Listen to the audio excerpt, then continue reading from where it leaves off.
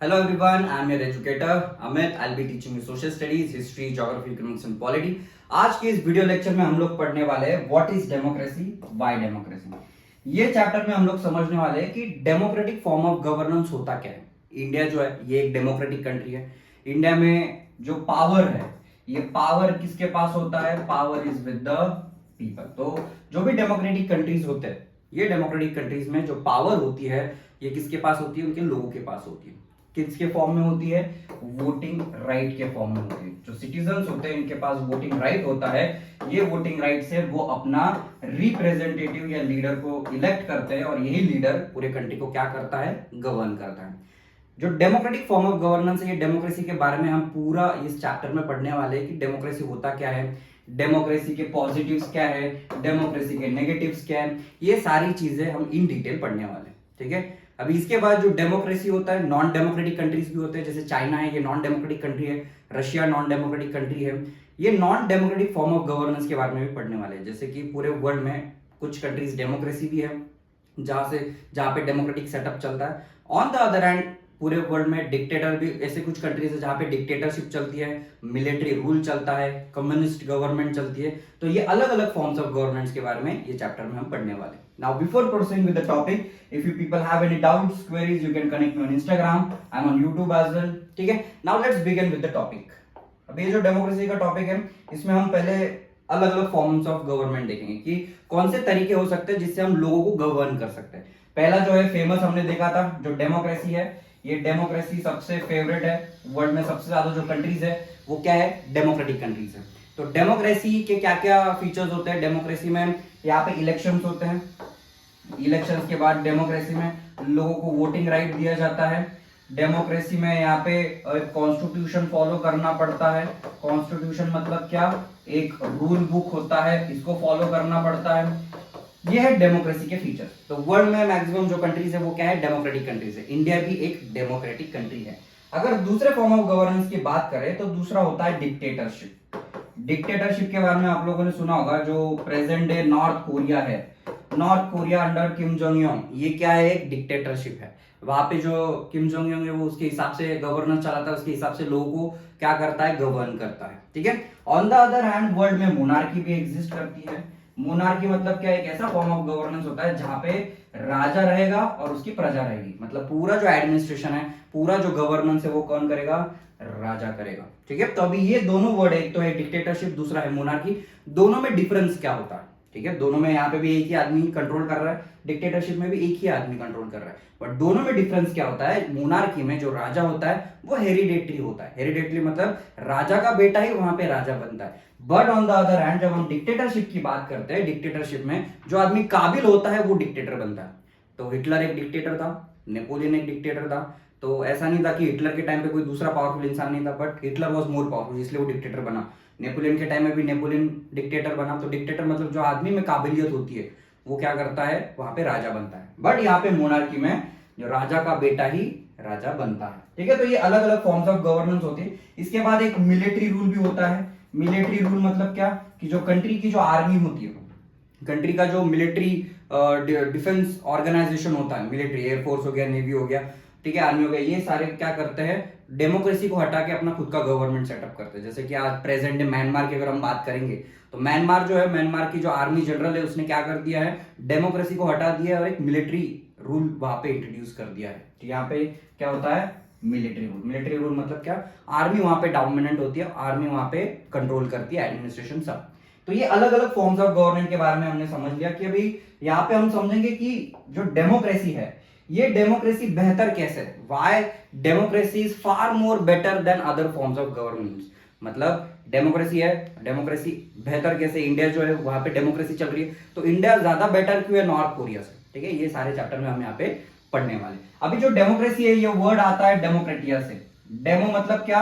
लोग, और क्रेटिया मतलब रूल, मतलब रूल ऑफ द पीपल। इसको क्या बोला जाता है? Democracy, rule of the people. जब भी हम डेमोक्रेटिक गवर्नमेंट की बात करेंगे तो अल्टीमेट जो पावर है वो किसके पास रहेगी? उसके लोगों के पास रहेगी। Through what means? Through voting power. जो कंट्री में जो सिटीजन होते हैं उनको वोटिंग राइट दिया जाता है, तो यही वोटिंग राइट से वो अपना रिप्रेजेंटेटिव डिसाइड करते हैं, और वो रिप्रेजेंटेटिव जो लोगों का पसंद वाला होगा, जब लोग उसको ज्यादा फेवर कर रहे होंगे, वही रिप्रेजेंटेटिव लीडर बनता है। ठीक है, तो यहाँ पे जो डेमोक्रेसी है, डेमोक्रेसी जो है it is rules bye the people. ठीक है, अभी नेक्स्ट है simple definition but is not accurate. Abraham Lincoln ने डेमोक्रेसी का एक सिंपल डेफिनेशन दिया था। Democracy is a government of the people bye the people for the people. मतलब लोगों से ही चलने वाली गवर्नमेंट है, लोग ही खुद को गवर्न कर रहे हैं और लोग ही खुद को इलेक्ट कर रहे हैं। ठीक है, अपने में से एक आदमी को इलेक्ट किया जा रहा है।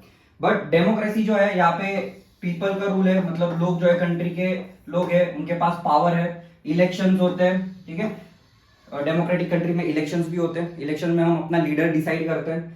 अभी यहाँ पे जो अलग अलग फॉर्म्स ऑफ गवर्नेंस है डेमोक्रेसी के भी, वर्ल्ड में कुछ ऐसे डेमोक्रेटिक कंट्रीज है जिनमें थोड़ा सा बाइफर्केशन एग्जिस्ट करता है। जैसे कि आप पाकिस्तान का एग्जांपल देख लो, पाकिस्तान भी खुद को आज डेमोक्रेटिक कंट्री बोलता है, but it is not a democracy. वहां पे मिलिट्री जो है, आर्मी जो है वो ज्यादा डोमिनेंट है, तो उसको वहां पे इलेक्शंस भी होते हैं, वहां पे पार्लियामेंट भी है, बट जो पावर है वो किसके पास है, आर्मी के पास है। तो ऐसे कंट्रीज को हम डेमोक्रेटिक कंट्री नहीं बोल सकते।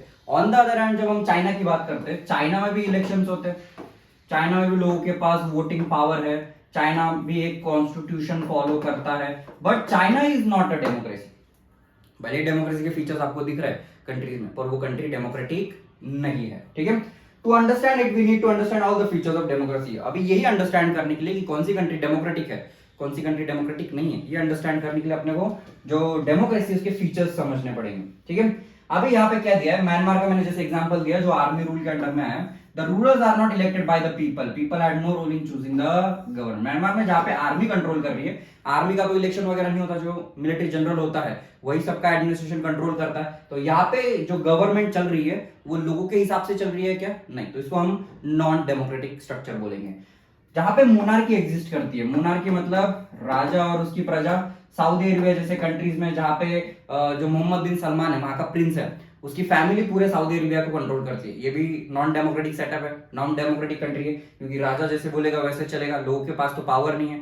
ऑन द अदर हैंड जो ऑगस्टस पिनोचेट है जो चिली का था, ये भी एक क्या है, डिक्टेटर है। डिक्टेटर का मतलब मैंने पहले ही बताया था, डिक्टेटर मतलब एक ही आदमी पूरा एडमिनिस्ट्रेशन चलाता है। ठीक है, अभी फीचर्स ऑफ डेमोक्रेसी को पढ़ते हैं। जो डेमोक्रेसी है उसके फीचर्स क्या क्या है, डेमोक्रेसी में क्या क्या होनी चाहिए, पावर किसके पास होनी चाहिए, कैसे कैसे पावर लोगों के पास होनी चाहिए, किसको हम डेमोक्रेसी बोलेंगे। ठीक है, the simple definition of democracy is a form of government, democracy is a form of government in which the rulers are elected by the people. जो रूलर्स है वो किससे इलेक्ट हो रहे हैं, लोगों से इलेक्ट हो रहे हैं, and raises various questions like who are the rulers, what kind of election constitute democratic election, who are the peoples who can elect rulers. अभी जब डेमोक्रेसी की बात करते हैं, वहां पे पावर, लोगों के पास पावर है, वोटिंग राइट हो रहा है, वोटिंग राइट लोगों को दिया जा रहा है, एक कॉन्स्टिट्यूशन फॉलो किया जा रहा है, तो आपके दिमाग में कुछ क्वेश्चंस आते होंगे कि ये जो वोटिंग राइट है ये कौन से लोगों को देना चाहिए। मतलब इंडिया में जो रहने वाले लोग हैं, इंडिया के जो सिटीजन्स है, सिटीजन्स को देना चाहिए कि इंडिया में से बाहर के भी कुछ आउटसाइडर्स आते हैं, इनको भी वोटिंग राइट देना चाहिए।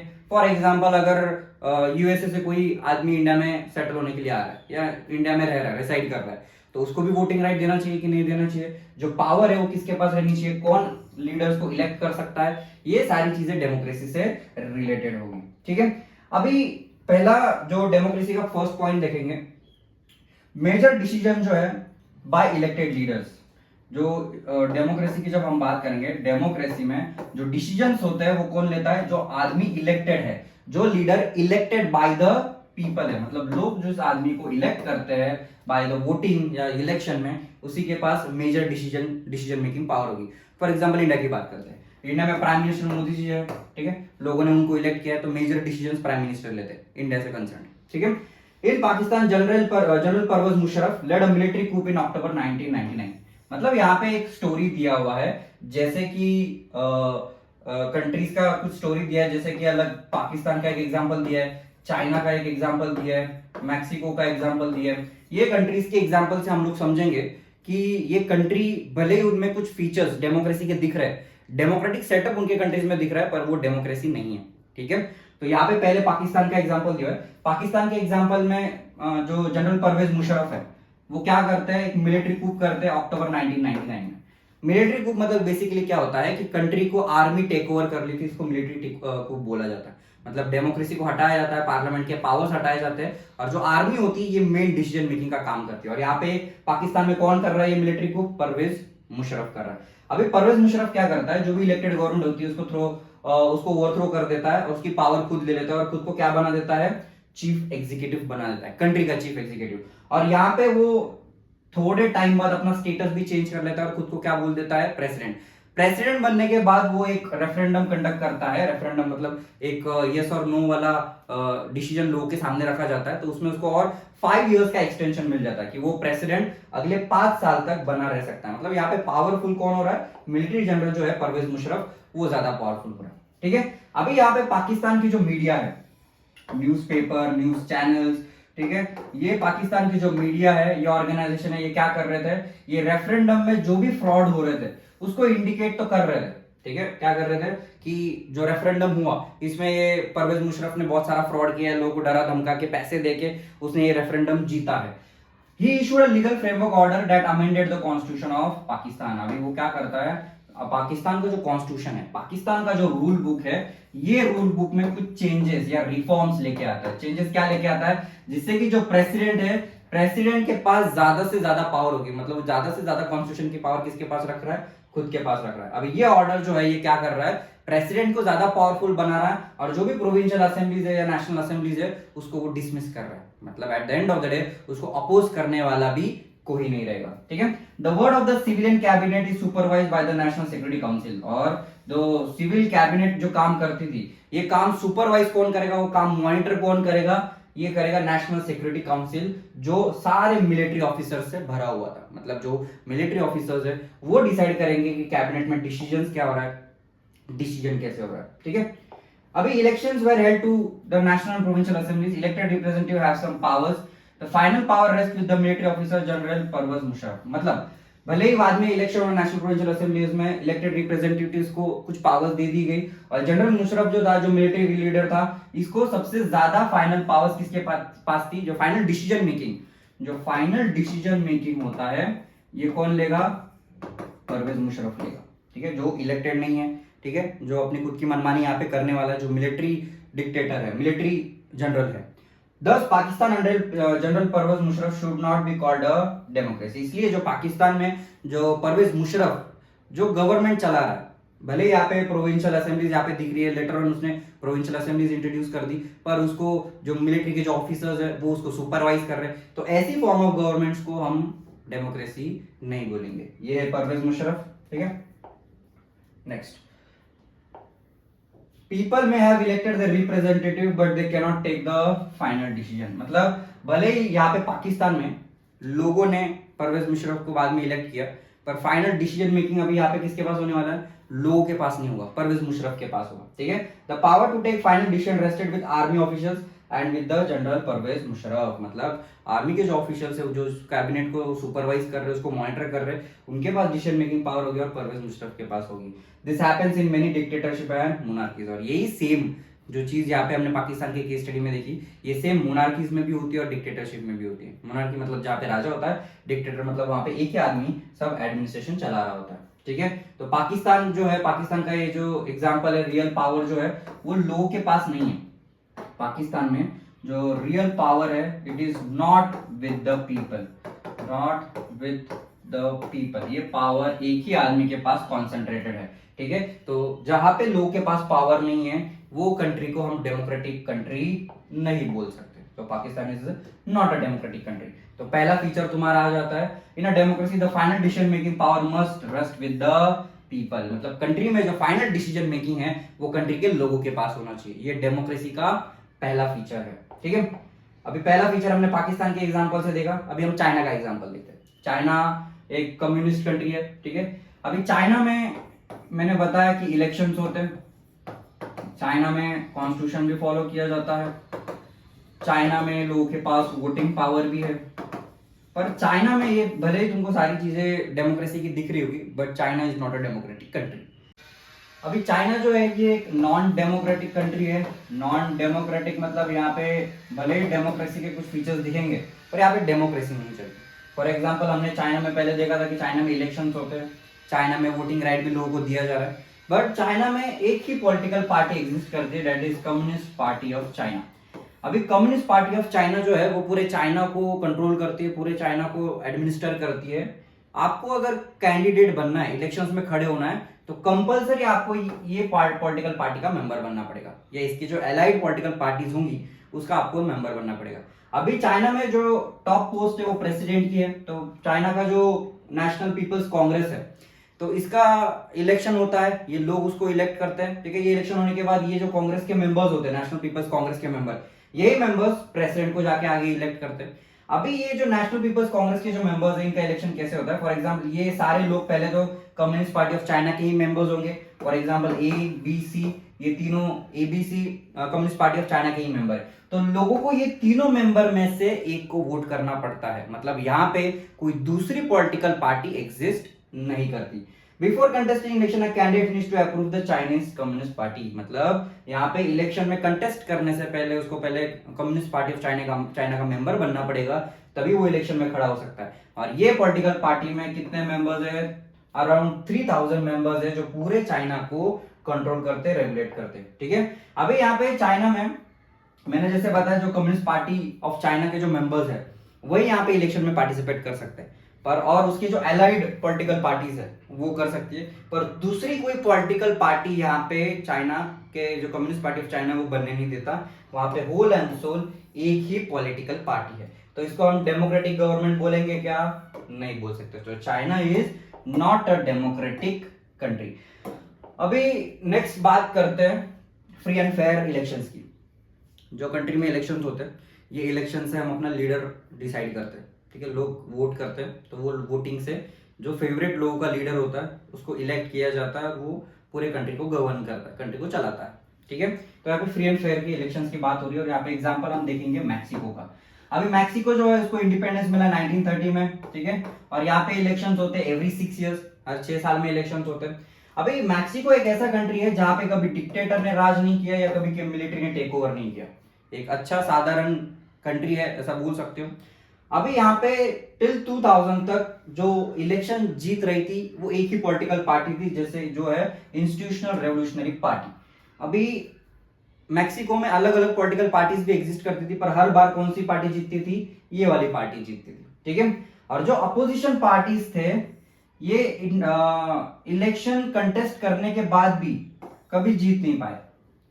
यहाँ पे जो PRI जो पार्टी है, यहाँ पे ये पार्टी का डोमिनेंस ज्यादा अच्छा दिखाया जा रहा है कि बहुत सालों से यही जीतती आ रही है, ठीक है।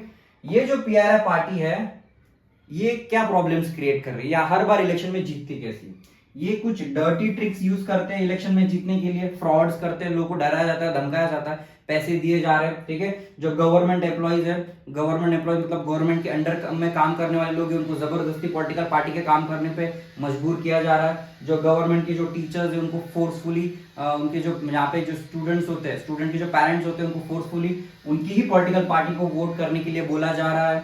उसके बाद जो मीडिया है, वहां पे जो न्यूज़पेपर है, न्यूज चैनल है, ये सारे न्यूज चैनल न्यूज़पेपर किसके एडवर्टाइजमेंट कर रहे हैं? यही पॉलिटिकल पार्टी के एडवर्टाइजमेंट कर रहे हैं। और यहाँ पे कभी कभार ये जो पार्टी है ये क्या करती थी, जो पोलिंग बूथ्स होते थे जहाँ पे वोटिंग करने के लिए जाना होता था, वो जानबूझ के अगर उनको पता चला कि अगर यहाँ पे हम जीतने वाले नहीं है, तो वो पोलिंग बूथ से वो दूर अलग जगह पे सेट करते थे, जहाँ से लोग जो है वो वहां जाके वोट ना कर पाए। तो ये जो अलग एक्टिविटीज है, ये PRI कहाँ पे करती थी? मैक्सिको में। तो यहाँ पे हम चाइना का भी एग्जाम्पल देखते हैं। चाइना की अगर बात करेंगे तो चाइना में भी क्या हो रहा है? एक ही पॉलिटिकल पार्टी है, मैक्सिको में भी एक ही पॉलिटिकल पार्टी जीतते आ रही है, पर डर्टी ट्रिक्स यूज कर रही है, ठीक है। मैक्सिको में पूरा डेमोक्रेटिक सेटअप तो दिख रहा है, पर मैक्सिको डेमोक्रेटिक कंट्री है क्या? नहीं है। क्यों? क्योंकि वहां पे इलेक्शंस फ्री एंड फेयर नहीं हो रहे, ठीक है। और चाइना में एक ही पॉलिटिकल पार्टी एग्जिस्ट करती है जो हर बार इलेक्शन में जीतेगी, क्योंकि दूसरा पॉलिटिकल पार्टी तो है ही नहीं। तो यहाँ पे ये दोनों जो एग्जांपल्स है, ये क्या है? यहाँ पे फ्री एंड फेयर इलेक्शन नहीं हो रहा है, तो इसको हम डेमोक्रेटिक कंट्री नहीं बोलेंगे। इसलिए आप लोगों का सेकंड फीचर आता है जहाँ पे डेमोक्रेसी जो है, ये डेमोक्रेसी में क्या होना चाहिए? कंपलसरी ये डेमोक्रेसी में होना चाहिए फ्री एंड फेयर इलेक्शन। मतलब जहां पे भी कंट्री में यहाँ पे इलेक्शन हो रहा है, जो डेमोक्रेटिक कंट्री खुद को बोलता है, तो वहां पे इलेक्शन फ्री एंड फेयर ही होनी चाहिए, उसमें कोई डर्टी ट्रिक्स, उसमें फ्रॉड नहीं होना चाहिए, और जो रियल चॉइसेस है ये लोगों के पास होनी चाहिए, लोगों के पास चॉइसेस होनी चाहिए। फॉर एग्जांपल ABCD, ये 4 अलग लोग हैं, तो ये अलग अलग लोग अलग अलग पॉलिटिकल पार्टी से होनी चाहिए। ऐसा नहीं कि एक ही पॉलिटिकल पार्टी है और उसकी वजह से अपने को जबरदस्ती वही पॉलिटिकल पार्टी से लीडर चूज करना पड़ रहा है। ठीक है, तो यहाँ पे लोगों के पास रियल चॉइसेस होनी चाहिए और लोगों के पास ये भी पावर होनी चाहिए कि कोई भी एग्जिस्टिंग रूलर है हम उसको निकाल सके।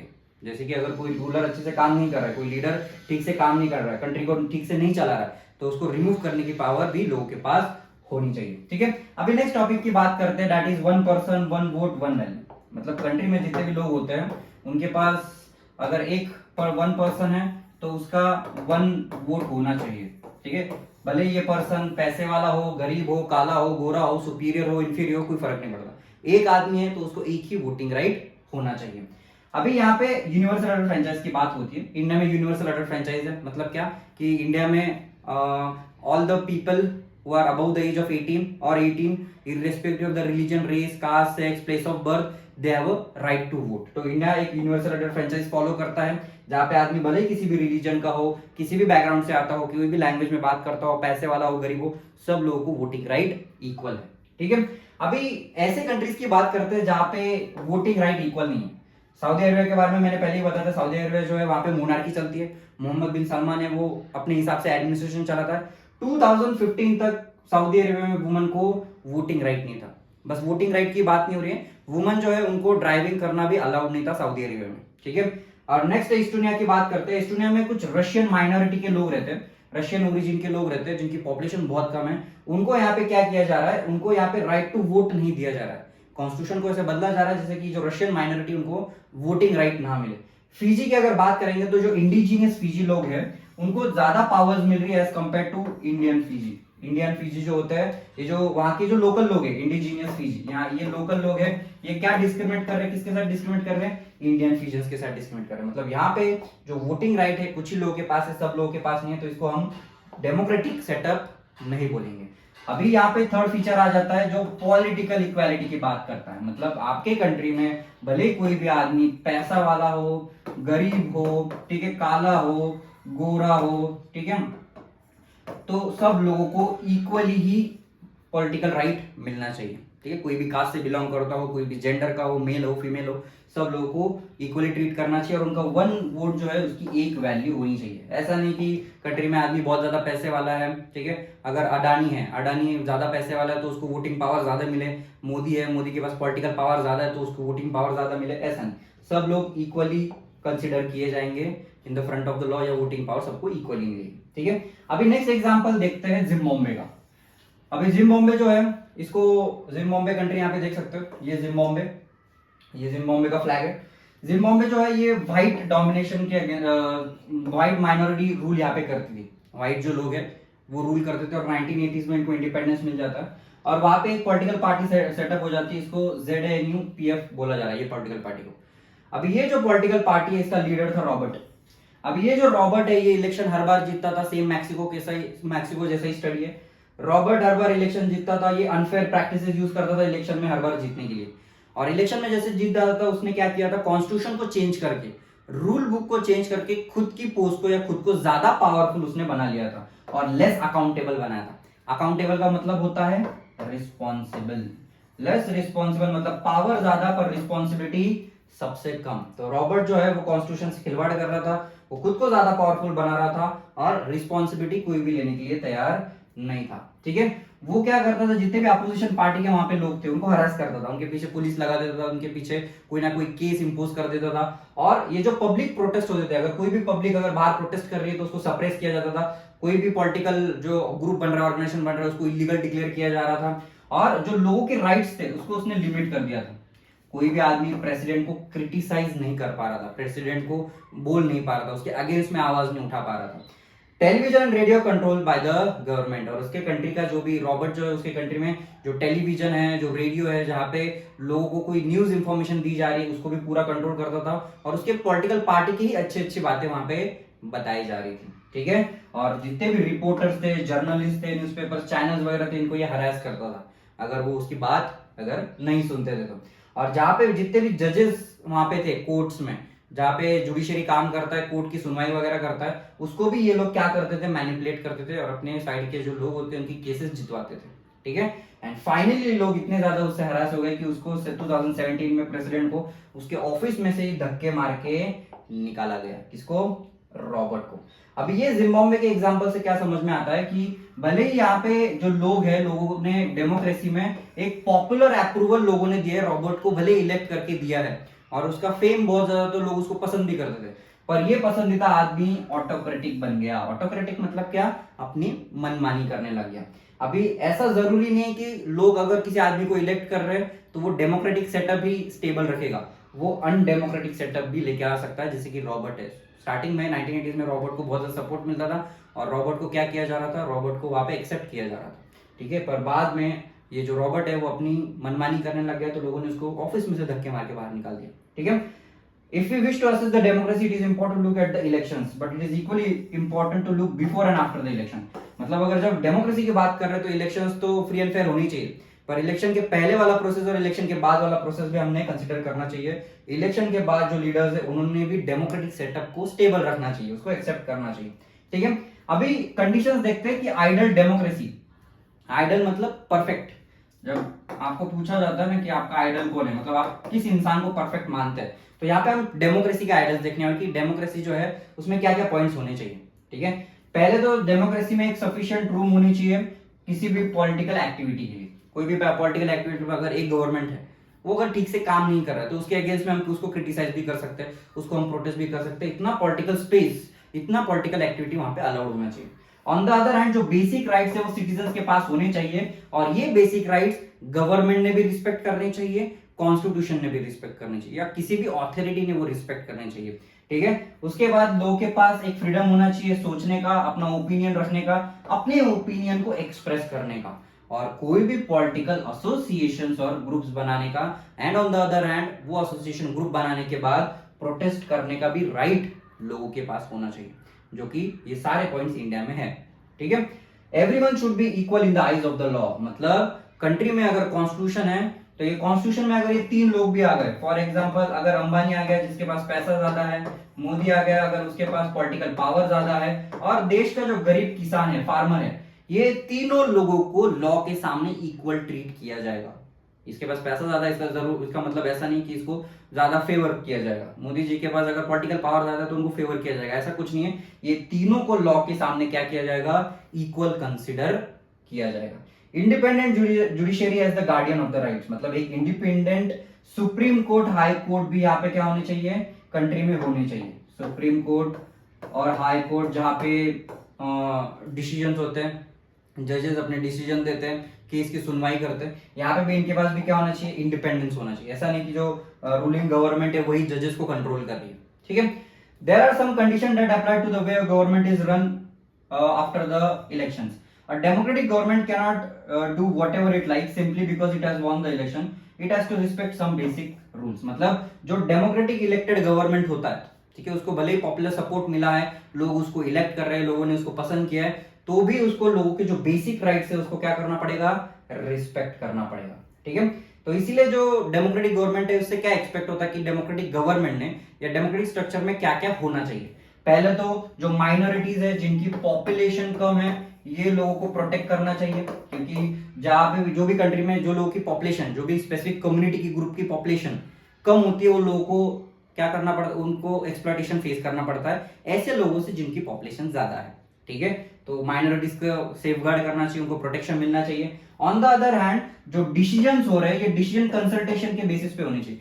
ज्यादा से ज्यादा लोग डिसीजन मेकिंग में इन्वॉल्व होने चाहिए। जैसे कि इंडिया में देखो तो लोकसभा राज्यसभा है, लोकसभा राज्यसभा जो है ये इंडिया की डिसीजन मेकिंग बॉडी, इंडिया के लिए लॉज बनाते हैं।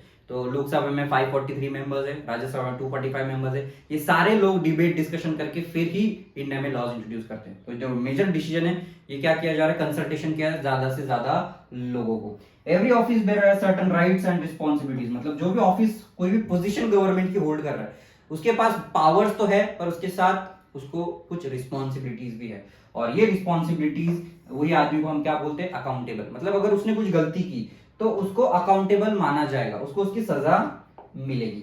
इसलिए अभी यहाँ पे फोर्थ फीचर आता है, democratic government rules with in the limit set by the constitutional law. जो कॉन्स्टिट्यूशन जो अपना रूल बुक है, ये जो डेमोक्रेटिक गवर्नमेंट है उसकी पावर्स को लिमिट करता है। मतलब ऐसा नहीं है कि कोई भी गवर्नमेंट आ रहा है, लोगों ने इलेक्ट किया है और वो अपनी मनमानी कर रही है। जो कॉन्स्टिट्यूशन होता है वो किसी भी आदमी को, किसी भी अथॉरिटी को अपनी मनमानी नहीं करने देता। ठीक है, अभी जो डेमोक्रेसी है, डेमोक्रेटिक फॉर्म ऑफ गवर्नमेंट है, rulers are elected by the people and major decisions are taken by the vote of the people.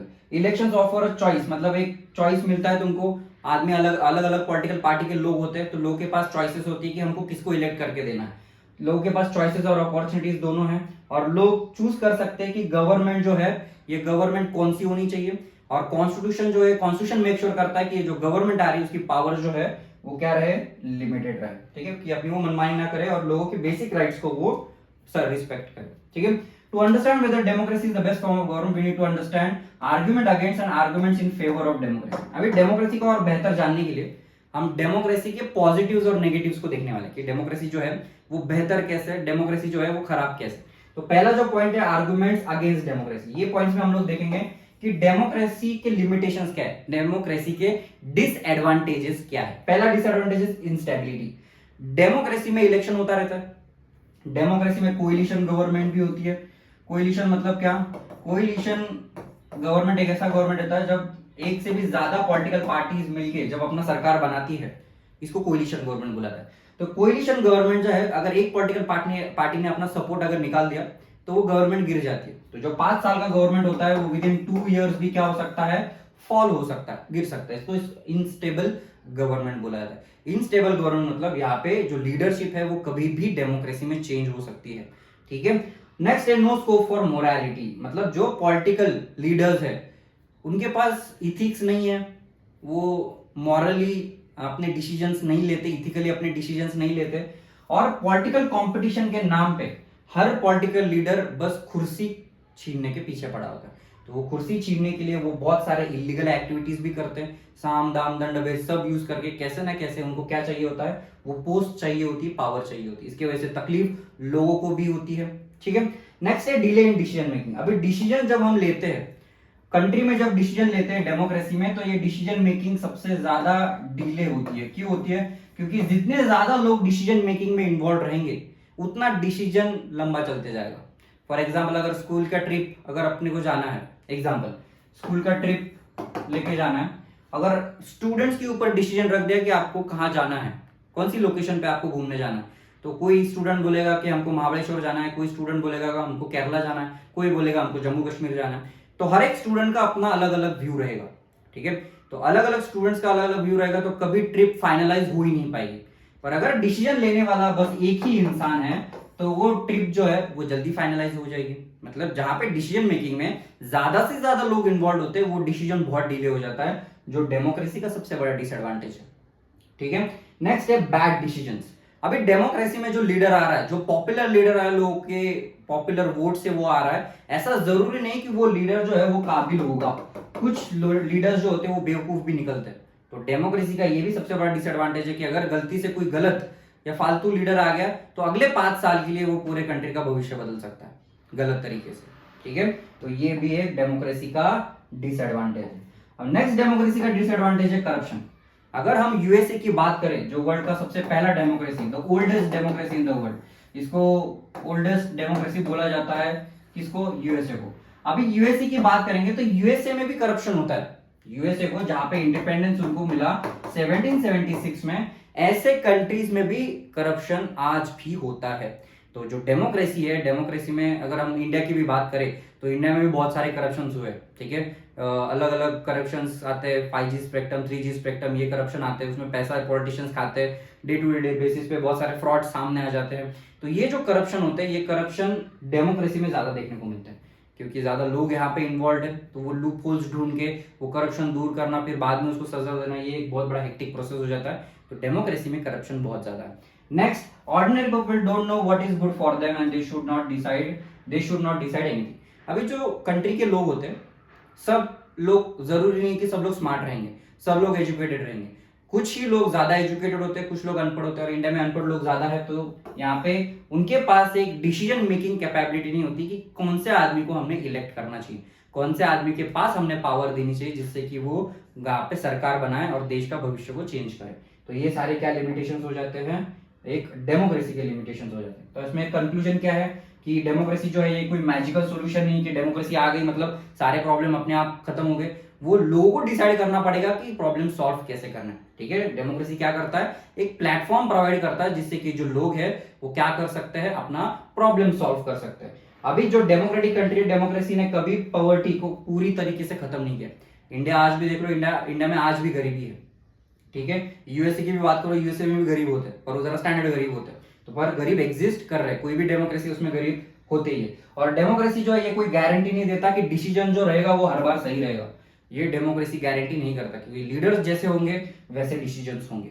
ठीक है, people can make mistakes and involving people in decision making leads to more delay. अभी जब decision making में लोग होते हैं, लोगों का नेचर ही होता है गलतियां करना। तो जहां पे गलतियां होती है, गलतियों की वजह से डिले भी बहुत ज्यादा हो जाता है, जितने ज्यादा लोग इन्वॉल्व होते हैं। ठीक है, और डेमोक्रेसी में फ्रीक्वेंट चेंज ऑफ लीडरशिप, जो लीडर होता है वो हर 5 साल में चेंज होता है। ठीक है, तो ये 5 साल में चेंज होने वाले लीडर जो होता है, नया लीडर आता है तो फिर अपने नए सपने साकार करने की कोशिश कर रहा होता है, नए सपने के ऊपर काम करता है, तो इसके वजह से भी ग्रोथ रुक जाती है।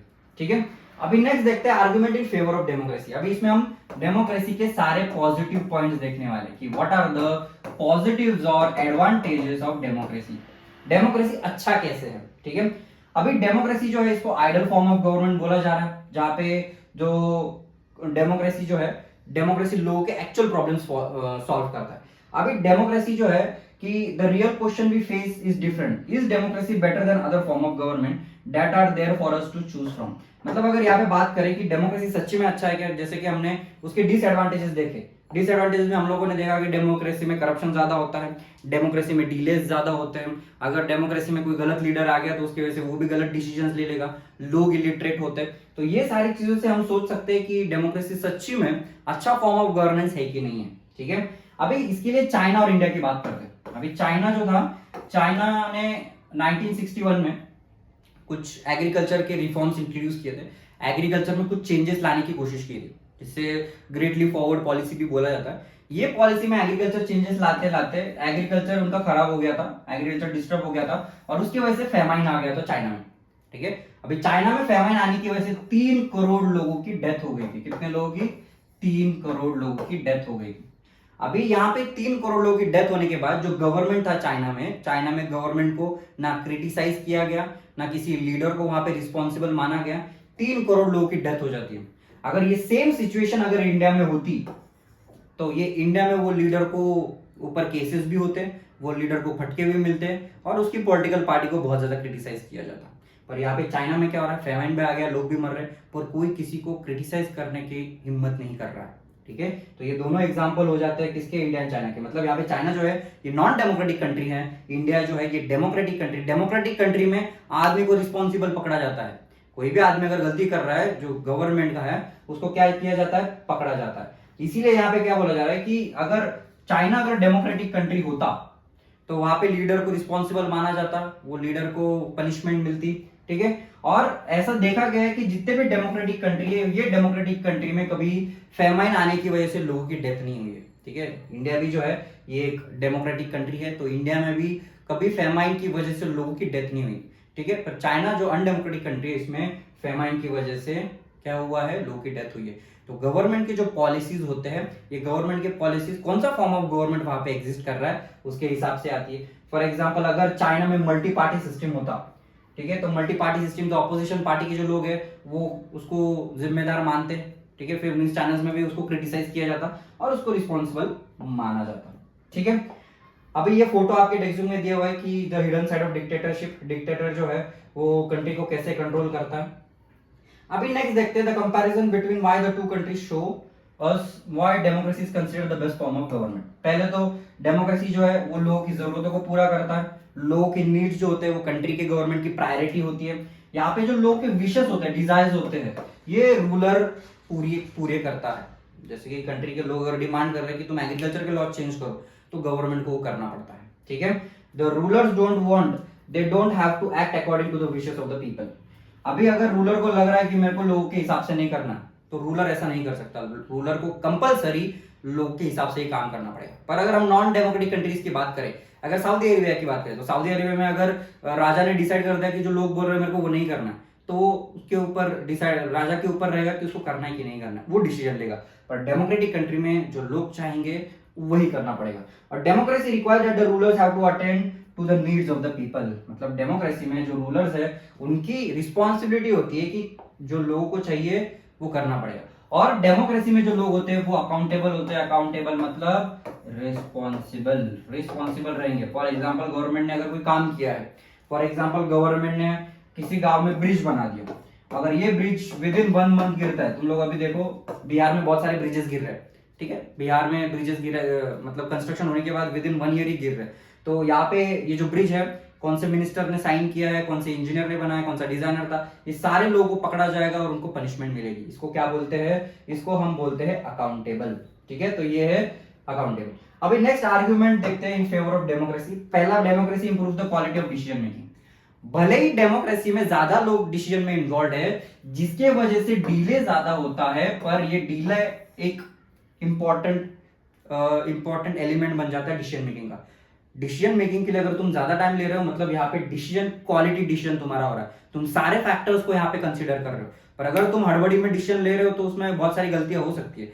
पर डिसीजन को तुम अगर सोच समझ के टाइम लेके थोड़ा डिले करके कर रहे हो तो वो डिसीजन बेहतर होता है। ठीक है, इसीलिए डेमोक्रेसी में तुम लोग देखो, डेमोक्रेसी में कंसल्टेशन होता है, डिस्कशन होता है। जैसे मैंने बताया कि इंडिया में लोकसभा है और राज्यसभा। लोकसभा में कितने मेंबर्स होते हैं? 543 मेंबर्स, राज्यसभा में 245 मेंबर्स।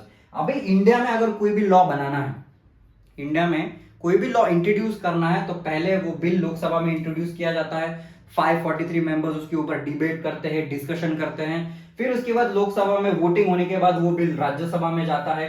राज्यसभा में वापस 245 मेंबर्स उसके ऊपर डिबेट करते हैं, डिस्कशन करते हैं, और राज्यसभा में वोटिंग होने के बाद फाइनली ये बिल जाता है प्रेसिडेंट के पास। और प्रेसिडेंट जो है वो क्या करता है? ये बिल को साइन करता है, और प्रेसिडेंट की साइन के बाद नेक्स्ट डे से इंडिया में वो लॉ बन जाता है। तो इतना बड़ा प्रोसेस है, इतने लोग ज्यादा इन्वॉल्व है, इससे जो डिसीजन है वो बेटर डिसीजन होता है than any other form of government. ठीक है, यहाँ पे डिसीजन मेकिंग ज्यादा है। और एक सबसे बड़ा एडवांटेज अपने को क्या होता है कि डिसीजन जो है भले थोड़ा बहुत डिले हो रहा है, पर एक परफेक्ट डिसीजन यहाँ पे देखने को मिलता है। ठीक है, अभी थर्ड जो पॉइंट है in favour of democracy, democracy provides a method to deal with the differences and conflict. Conflict मतलब क्या होता है? झगड़े, फाइट। अभी किसी भी कंट्री में झगड़े तो होती है, तुम अपने घर में ही देख लो, जो दो भाई होते हो, भाई तो झगड़े करते हैं, कजिन्स होते हैं, तुम कजिन्स में झगड़े करते होंगे। तो कंट्री में अलग अलग रिलीजन के लोग रहते हैं, किसी भी कंट्री में अलग अलग कास्ट के लोग रहते हैं। ठीक है, अलग अलग बैकग्राउंड से आने वाले लोग हैं, जिनका कस्टम अलग है, जिनका रहना सहना अलग है।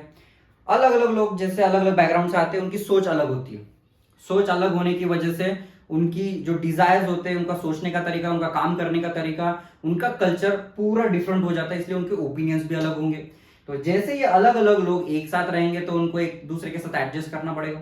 तो एडजस्ट जो लोग नहीं करते उनके झगड़े हो जाते हैं। तो यही झगड़े जो है यहाँ पे डेमोक्रेसी वो झगड़ों को सॉल्व करता है। ठीक है, अलग अलग डाइवर्सिटी के लोग, जिनका रिलीजन अलग है, अलग अलग रीजन से आते हैं, उनकी लैंग्वेज अलग है, अलग रीजन कास्ट से बिलोंग करते हैं, उनके अलग अलग प्रेफरेंसेस हो सकते हैं। ठीक है, और यही प्रेफरेंस की वजह से ये दोनों में क्लैशेस भी हो सकते हैं। और डेमोक्रेसी जो है, ये डेमोक्रेसी क्या करता है? एक बेटर प्लेटफॉर्म प्रोवाइड करता है, जिससे कि ये जो झगड़े हैं ये जल्दी से सॉल्व हो जाए। ठीक है, इंडिया में देखो तुम, इंडिया में जो झगड़े लोग सुप्रीम कोर्ट, हाई कोर्ट में चलते हैं, और डेमोक्रेसी में कोई भी एक परमानेंट विनर नहीं होता, कोई भी परमानेंट लूजर नहीं होता। ठीक है, और जो लोगों के झगड़े हैं उनको एक साथ प्रॉस्परसली रखा जाता है, अच्छी से फ्रेटर्निटी के साथ, फ्रेंडशिप के साथ रखा जाता है। अभी ये तीन जो आर्ग्यूमेंट हमने देखे, इसमें से अगर स्ट्रॉन्गेस्ट आर्ग्यूमेंट देखे कि डेमोक्रेसी जो है, what democracy does to the government but it is about what democracy does to the citizens. मतलब डेमोक्रेसी जो है वो गवर्नमेंट को क्या करता है ये इंपॉर्टेंट नहीं है, डेमोक्रेसी लोगों के लिए क्या करता है ये ज्यादा इंपॉर्टेंट है। ठीक है, ये तीनों पॉइंट देखेंगे तो इसमें यहाँ पे बेटर डिसीजन मेकिंग है, अकाउंटेबल गवर्नमेंट है, it is still better than other forms of government. ये तीनों पॉइंट अगर हम देखेंगे तो ये तीनों पॉइंट किसी भी सरकार को चलाने के लिए, कोई भी डेमोक्रेसी को चलाने के लिए अटमोस्ट इंपॉर्टेंट हो जाते हैं। ठीक है, अभी नेक्स्ट है इन फेवर ऑफ डेमोक्रेसी क्या दिया होगा? Democracy enhance the dignity of the citizen. Dignity मतलब क्या? Self respect, self respect. अभी डेमोक्रेसी जो है हर एक आदमी का सेल्फ रिस्पेक्ट प्रोटेक्ट करता है।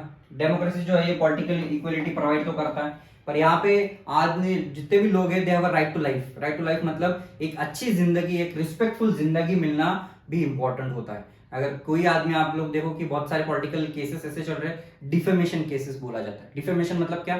कोई एक पॉलिटिकल लीडर दूसरे लीडर का नाम खराब करता है, गलत एलिगेशंस उसके ऊपर लगाए जाते हैं, तो वो डिफेमेशन केस कर सकता है कि इसने गलत बोल के सोसाइटी में मेरा नाम खराब किया है, तो उनको कॉम्पनसेशन पे करना पड़ता है। तो सेल्फ रिस्पेक्ट भी डेमोक्रेसी में प्रोटेक्ट होती है। अभी the poorest and the least educated has the same status, मतलब जो ज्यादा पढ़ा लिखा है, जो ज्यादा पैसे वाला है, एज कंपेयर टू जो कम पढ़ा लिखा है और जो कम पैसे वाला है, सब लोगों को सेम पॉलिटिकल इक्वालिटी मिलती है। People are not subjects of the ruler, they are the rulers themselves. मतलब जो लोग है वो अपने आप में ही राजा है, ठीक है। भले वो लीडर को इलेक्ट कर रहे हैं, पर पावर किसके पास है? लोगों के पास है। Even when they make mistakes they are responsible for their conduct. मतलब जो भी लीडर इलेक्ट भी हो रहा है तो उसको रिस्पॉन्सिबल पकड़ा जाता है उसकी गलतियों के लिए, उसके एक्शंस के लिए, ठीक है। अभी नेक्स्ट है argument in favour of democracy. Democracy allows to correct its own mistakes. जो डेमोक्रेसी है, ये डेमोक्रेसी ऐसा प्लेटफॉर्म प्रोवाइड करता है जिसके ऊपर हम बैठ के अपनी गलतियां जो है वो गलतियां भी सुधार सकते हैं। हर एक आदमी को एक चांस दिया जाता है अपनी गलतियां सुधारने का। There is no guarantee that mistakes can not happen. अभी डेमोक्रेसी जो है लोगों से चलती है, और ऐसा दुनिया में कभी नहीं हो सकता कि लोग कभी गलती ना करें। गलतियां तो हर कोई करता है। तो डेमोक्रेसी क्या कर रहा है, भले ही गलतियां हो रही है, पर यहाँ पे उनको एक प्लेटफॉर्म दिया जा रहा है। ये प्लेटफॉर्म क्या करता है, ये गलतियों को सॉल्व करने का मीडियम प्रोवाइड करता है, ठीक है। That such mistakes cannot be hidden for long। Democracy का एक सबसे बड़ा एडवांटेज है कि जितने भी गलतियां है ये ज्यादा टाइम तक छुपी नहीं रह सकती, क्योंकि ज्यादा लोग इन्वॉल्व होते हैं। कोई ना कोई चीज बाहर आ जाती है और लोगों को पता चल जाता है और गलती बाहर आती है। In the same way corruption का भी है। करप्शन भले कभी भी हो, करप्शन कभी ना कभी बाहर आता ही है, गलतियां बाहर आ जाती है। Either rulers have the chance, rulers have to change the decision और the rulers can be change. Democracy में अगर रूलर जो है वो अपना डिसीजन नहीं चेंज कर सकते तो लोग के पास पावर होती है, वो सीधा रूलर को ही क्या कर देते हैं, चेंज कर देते हैं। पर ये सारी जो फैसिलिटीज है ये नॉन डेमोक्रेटिक स्ट्रक्चर में एग्जिस्ट नहीं करती। अभी डेमोक्रेसी है, डेमोक्रेसी में भी दो टाइप्स है, एक डायरेक्ट डेमोक्रेसी है और दूसरा रिप्रेजेंटेटिव डेमोक्रेसी, ठीक है। अगर रिप्रेजेंटेटिव डेमोक्रेसी की बात करेंगे तो India is a form of representative democracy, और डायरेक्ट डेमोक्रेसी की बात करेंगे तो जो स्कैंडिनेवियन बेल्ट में नॉर्वे, फिनलैंड, ये जो कंट्रीज होती है वहां पे डायरेक्ट डेमोक्रेसी होती है। डायरेक्ट डेमोक्रेसी मतलब क्या होता है, यहाँ पे कोई अलग से गवर्नमेंट नहीं बनाई जाती, कुछ ही मिनिस्टर्स होते हैं, और वोटिंग पावर जो होती है, डिसीजन मेकिंग पावर डायरेक्ट लोगों के पास होती है, ठीक है। जो छोटे थोड़े बहुत मिनिस्टर्स होते हैं वो सीधा पब्लिक से डिसीजन मांगते हैं। But on the other hand India की बात करेंगे तो इंडिया में पॉपुलेशन बहुत ज्यादा है, तो हर कोई डिसीजन मेकिंग में पार्टिसिपेट नहीं कर सकता। इसलिए जो लोग हैं वो पहले एक उनके लीडर को इलेक्ट करते हैं और वो फाइनल डिसीजंस लेता है। तो इसको बोला जाता है रिप्रेजेंटेटिव फॉर्म ऑफ डेमोक्रेसी, और इसको डायरेक्ट डेमोक्रेसी, या डायरेक्ट और इनडायरेक्ट भी तुम इसको बोल सकते हो, ठीक है। In the country we call democracy all the people do not rule. मतलब डेमोक्रेसी में ज्यादा अगर पॉपुलेशन है वहां पे सारे लोग रूल तो नहीं कर सकते, और ये फिजिकली इम्पॉसिबल रहेगा सबका कलेक्टिव डिसीजन लेना, ठीक है। सारे लोग डिसीजन भी नहीं ले सकते और सारे लोगों का ओपिनियन सुना भी नहीं जा सकता। तो इसीलिए हम क्या करते हैं, जो लोग हैं वो अपने लीडर डिसाइड करते हैं, और लीडर वहां पे ऊपर जो लोकसभा राज्यसभा है उसके ऊपर डिबेट डिस्कशन करते हैं, ठीक है। अभी जो डेमोक्रेसी है, डेमोक्रेसी हम अपने घर में भी यूज करते हैं। फॉर एग्जाम्पल एक डेमोक्रेटिक फैमिली है, आपकी अगर फैमिली तो आपके डैड जो डिसीजंस लेते होंगे, वो डैड डिसीजन लेते हैं, आपके मॉम को पूछते हैं, आपको पूछा जाता है। फॉर एग्जाम्पल आपको एक कार परचेस करना है, तो घर में जितने भी लोग होते हैं सबको पूछा जाता है कौन सा कलर का कार लेना है, कौन सी कार लेना है, ठीक है। सारी चीजें डिबेट डिस्कशन फैमिली में होता है, फिर उसके बाद कार परचेस होती है। तो ये भी एक क्या है, एक डेमोक्रेटिक सेटअप का एक एग्जांपल है। घर में भी बड़े बड़े डिसीजंस होते हैं, घर में अलग अलग डिसीजंस किए जाते हैं, और फैमिली के सारे मेंबर्स इक्वली उसमें पार्टिसिपेट करते हैं। इसको ही डेमोक्रेटिक स्ट्रक्चर बोला जाता है, ठीक है। तो ये डेमोक्रेसी है, इसमें कंसल्टेशन इन्वॉल्व है, डिबेट डिस्कशन इन्वॉल्व है। Not those who are not powerful have the same say, मतलब जो कंट्री में ज्यादा पावरफुल नहीं है, जो गरीब है, ठीक है, जो पॉलिटिकली वीक है, उनको भी सेम पॉलिटिकल पावर यहाँ पे मिल रही है, इकोनॉमिक और पॉलिटिकल इक्वालिटी सेम मिल रही है। और जो ट्रू डेमोक्रेसी की हम बात करेंगे, अगर कोई ट्रू डेमोक्रेसी है तो उसका एक इंपॉर्टेंट फीचर ऐसा हो सकता है कि कोई भी आदमी भूखा ना सोए, ठीक है, सब लोगों को मिनिमम जो इसेंशियल चीजें होती है, रोटी कपड़ा मकान, ये डेमोक्रेटिक कंट्री में उनको मिलना चाहिए। In a democracy every citizen must be able to play equal role in decision making, और कंट्री में जितने भी लोग हैं उन्होंने इक्वली पार्टिसिपेट करना चाहिए कि डिसीजन क्या लेना है, कैसा लेना है। ठीक है, every citizen need to have equal information, हर एक सिटीजन के पास इंफॉर्मेशन होनी चाहिए कि गवर्नमेंट में क्या चल रहा है, गवर्नमेंट काम कैसे कर रही है, कितना पैसा आ रहा है, गवर्नमेंट पैसा कहाँ इन्वेस्ट कर रही है, करप्शन कहाँ हो रहा है। उसके बाद बेसिक एजुकेशन सारे लोगों को देना चाहिए, और जो रिसोर्सेस है ये रिसोर्सेस भी सारे लोगों को मिलने चाहिए। ये हम डेमोक्रेसी की बात यहाँ पे कर सकते हैं। Reason why we value democracy, it enables us to जज एन एग्जिस्टिंग डेमोक्रेसी। डेमोक्रेसी का और एक ये इंपॉर्टेंट रीजन क्या है कि हम उसको वैल्यू करते हैं कि डेमोक्रेसी जो है, जो सरकार गवर्नमेंट चला रही है उसको हम क्रिटिसाइज कर सकते हैं। अगर सही चला रही है तो उसकी तारीफ भी की जाती है, पर गलत कुछ हो रहा है तो उसको क्रिटिसाइज भी किया जा रहा है। ठीक है, हम जज करते हैं उसको। It helps us to distinguish between minimal democracy and good democracy, और इसी में भी हम डेमोक्रेसी कौन सी बेहतर डेमोक्रेसी है और कौन सी डेमोक्रेसी इतनी अच्छी नहीं है, हम इसमें डिस्टिंग्विश कर सकते हैं, डिफरेंस कर सकते हैं। और जहां पे अगर कम्युनिटी बहुत छोटी है तो वहां पे कम्युनिटी के जो लोग हैं वो डायरेक्टली डिसीजन मेकिंग में क्या कर सकते हैं, हिस्सा ले सकते हैं। जैसे कि हमने डायरेक्ट डेमोक्रेसी देखा, डायरेक्ट डेमोक्रेसी में जो लोग हैं वो सीधा पार्टिसिपेट कर रहे हैं, पर इंडिया में ये डायरेक्ट डेमोक्रेसी का मॉडल नहीं चल सकता। ठीक है, no country is a perfect democracy. अगर हम कंक्लूजन की बात करेंगे, ठीक है, पूरे चैप्टर का अगर कंक्लूजन निकालेंगे तो कोई भी कंट्री एक परफेक्ट डेमोक्रेसी नहीं है। हर एक कंट्री में कुछ ना कुछ प्रो एंड कॉन्स होते हैं, एडवांटेजेस डिसएडवांटेजेस होते हैं, गलतियां हर जगह पे होती है। यूएसए भले ही इतना पुराना डेमोक्रेटिक कंट्री है पर फिर भी गलतियां आज वहां पे भी देखने को मिलती है। पर ऐसा एक फीचर डेमोक्रेसी के इतने हमने सारे फीचर देखे, तो मिनिमम कंडीशन जो है वो वहां पे फॉलो होनी चाहिए। जैसे कि कॉन्स्टिट्यूशन होना चाहिए, वोटिंग राइट लोगों के पास होनी चाहिए, अलग अलग पॉलिटिकल पार्टीज होनी चाहिए, फ्री एंड फेयर इलेक्शंस वहां पे होनी चाहिए। ये बेसिक कंडीशंस तो किसी भी डेमोक्रेटिक कंट्री में होनी चाहिए। ठीक है, every democracy has to try and realize the ideals of democratic decision making, this cannot be achieved once and for all। मतलब जो डेमोक्रेटिक डिसीजन मेकिंग है, जब हम डेमोक्रेसी की बात कर रहे हैं, डेमोक्रेसी का जो एग्जाम है वो एक बार डेमोक्रेसी सेटअप करने के बाद खत्म नहीं होता। डेमोक्रेसी का जो एग्जाम है वो हर बार हर साल चलता रहता है, क्योंकि डेमोक्रेसी को लोग के प्रॉब्लम सॉल्व करने होते हैं, और लोग के प्रॉब्लम जो है वो एक ही इसमें खत्म नहीं होते। This requires a constant effort to save and strengthen democratic forms, और एक कांस्टेंट एफर्ट लोगों से चाहिए कि जिससे कि जो डेमोक्रेसी है उसको हम और ज्यादा बेहतर बना पाए और डेमोक्रेसी को और लोगों के लिए अच्छा बना पाए। ठीक है, the fate of the country depends on not just the rulers but also citizen. मतलब कंट्री का जो फ्यूचर है वो बस रूलर्स से नहीं आता, ये कंट्री के सिटीजन से भी आता है कि कंट्री के सिटीजन है वो क्या डिमांड कर रहे हैं, उनको अपना भविष्य कैसे बनाना है, अपनी कंट्री को कैसे रखना है, ये सारी चीजें। This is what distinguishes democracy from other governments. Most non-democratic countries would like citizens not to take part in the politics, और यही एक इंपॉर्टेंट चीज है जो डेमोक्रेटिक और नॉन डेमोक्रेटिक कंट्रीज में डिफरेंस करती है। नॉन डेमोक्रेटिक कंट्रीज में लोगों को तो पॉलिटिकल पार्टिसिपेशन नहीं मिलता, पर जो डेमोक्रेसी जो है ये किसके ऊपर डिपेंडेंट है, जो लोग है उसकी जो सिटीजन्स है उन्होंने एक्टिवली पार्टिसिपेट करना चाहिए, उनके राइट्स गवर्नमेंट के पास मांगनी चाहिए, उनकी जरूरतें गवर्नमेंट के सामने रखनी चाहिए, जो झगड़े वो गवर्नमेंट को यूज करके उन्होंने एक डेमोक्रेसी को अपना प्लेटफॉर्म बना के सारे इश्यूज सॉल्व करने चाहिए। यही डेमोक्रेसी का डिपेंडेंस है। ठीक है, that's all for today's lecture. If you people have any doubts, queries, you can connect me on Instagram. I'm on YouTube as well. ठीक है, नेक्स्ट लेक्चर में मिलते हैं, बाय बाय।